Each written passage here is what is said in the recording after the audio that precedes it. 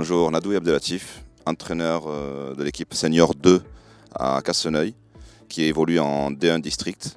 Et auparavant, j'avais passé 2 saisons en D1, pareil, avec le Senior 2 de Villeneuve-sur-Lot. Avant ça, j'étais à Sainte-Livrade-sur-Lot, en D1 aussi et en D3, sur 3 saisons. Et D4, puisqu'il y a eu une montée.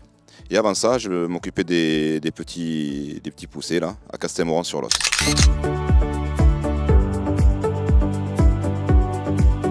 Les 2 présidents sont venus me chercher, sachant que mon frangin aussi fait partie de la coprésidence à la Minadoui.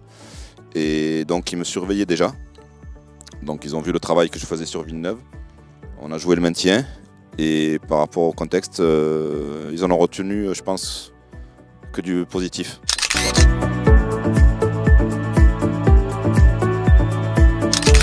Alors déjà, je vais découvrir l'équipe senior.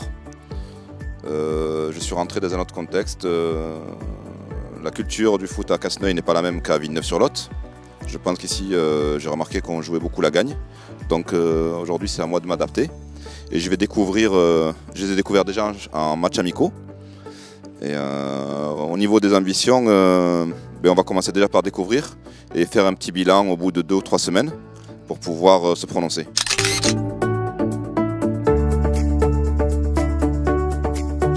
Alors aujourd'hui, comme je vous l'ai dit, l'an dernier, j'étais sur Villeneuve-sur-Lot et j'avais avec moi M. Mamadou Keïta Chérif, qui est un entraîneur, qui était entraîneur de l'équipe Senior 1 à Villeneuve-sur-Lot et qui vient de la région parisienne. Donc voilà, c'est quelqu'un avec qui j'ai beaucoup appris.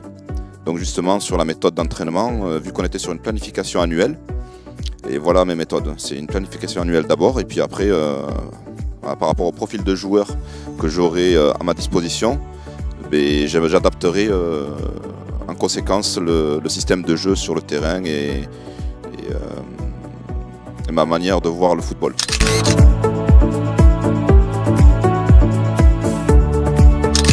Alors déjà, je suis sur un niveau amateur, donc ça va être compliqué de vous répondre au niveau de la formation du jeune. Mais tout ce que je sais, c'est qu'au niveau le jeune, il doit être accompagné, que ce soit au niveau club ou familial, pour bien réussir une carrière professionnelle plus tard. Et juste savoir d'où il vient et où on veut l'amener. C'est ce qu'il faut qu'il sache le petit.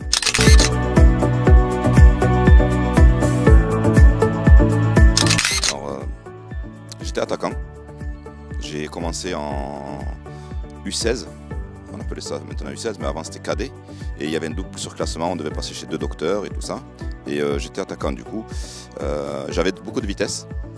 J'utilisais beaucoup les espaces, je me créais aussi les espaces. Et je sans ballon, j'y arrivais avec aisance. Donc du coup ça m'a permis de marquer beaucoup de buts dans les saisons que j'ai passées jusqu'à 41 ans. Et le poste aussi que je préfère sur le terrain, c'est pas forcément mon poste à moi. Je suis admiratif de l'ancien numéro 10, voilà, qui faisait la jonction entre le rôle défensif et offensif et la création. J'aimais beaucoup de voir créer quelque chose. Voilà. Moi je le créais sans ballon, alors que lui le créait avec et sans ballon.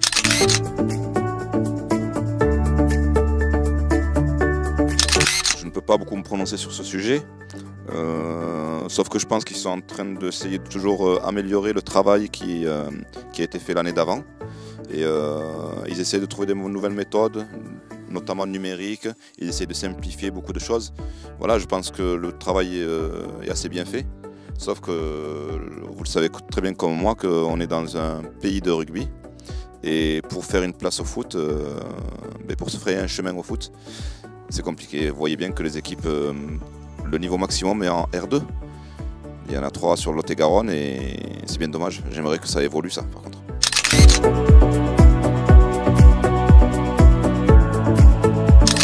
Dans mes préférences, meilleur joueur au monde, je pourrais en citer plusieurs. J'ai par exemple le De Bruyne que j'aime bien. Derrière j'ai le petit, j'arrive pas à dire son prénom, mais il a intégré le groupe du Real Madrid. Il vient d'arriver de Hollande, je crois. Il est numéro 5 au Real Madrid, je ne me rappelle plus vraiment de son Kalingar, un truc comme ça. Je ne me rappelle plus vraiment de son nom. Voilà, donc ces deux-là, j'aime bien ces profils.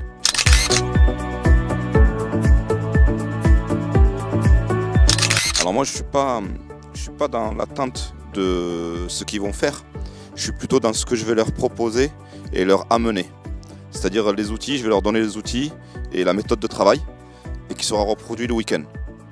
Ça veut dire, je l'avais dit tout à l'heure dans la question numéro 2 ou 3, je suis sur une planification annuelle.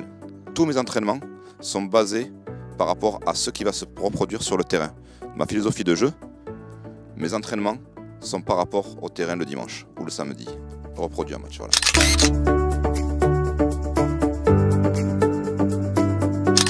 Ma philosophie du football, j'aime bien le jeu vers l'avant. J'aime bien la possession de balle. Et j'aime imposer mon jeu. Oui, il est très important le tableau blanc parce qu'au niveau des explications, des fois la voix orale ne suffit pas. On a besoin d'un tableau et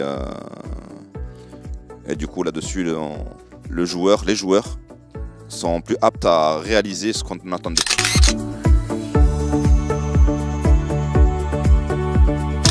Alors, on en fait quelques-unes, c'est-à-dire que je reste beaucoup avec eux le soir. Vous savez très bien qu'on est en district et des moyens, on n'en a pas trop. Et donc du coup, ça peut être des petits repas en comité, ici ensemble. Ça peut être des repas aussi en extérieur. Donc voilà, c'est des repas pour l'instant. Comme je vous l'ai dit tout à l'heure, je viens d'arriver il y a un mois. J'ai fait la préparation estivale qui vient de se terminer mercredi. Et on a un match aujourd'hui.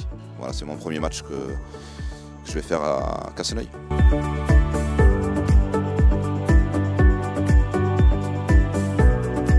Alors, il y a un logo qui le désigne très bien. Il y a écrit plaire et durer. Donc, vous voyez le président Camilleri qui était tout seul avant. Maintenant, ils sont 3 avec Hugues Thérin et Alamin Adoui, qui est mon frère. Et lui, ça fait 35 ans qu'il est au club. Donc, il représente vraiment plaire et durer. Et vu le travail qui a été fait, aujourd'hui, c'est un village, je ne sais pas, il y a peut-être 3000 habitants. Et ils sont en R2. Donc, l'équipe de D1 District représente le plus haut tableau au niveau départemental. Et il y a une école de foot derrière qui suit, il y a une association qui s'est faite avec le club de Bias. Donc ça progresse dans ce qu'ils font et je leur tire mon chapeau.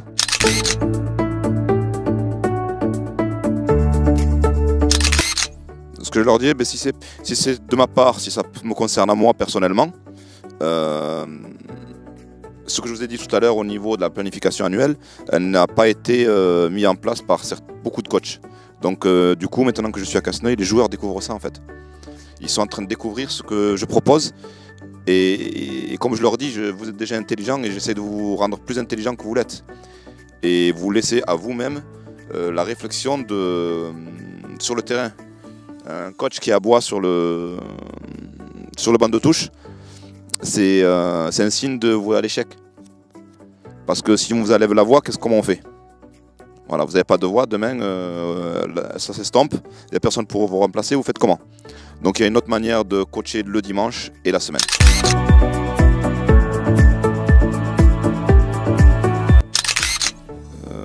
Je suis au service du football et si je peux amener à qui que ce soit cette expérience-là qui m'a été transmise par Mamadou Keïta et qu'on communique toujours. Hein. On est toujours en communication comme s'il était encore à Villeneuve-sur-Lot. On passe autant de temps au téléphone qu'avant. Et venez voir ça. Alors merci pour l'interview et n'oubliez pas de vous abonner à la chaîne Kilar. Très important, faites des vues. Je compte sur vous.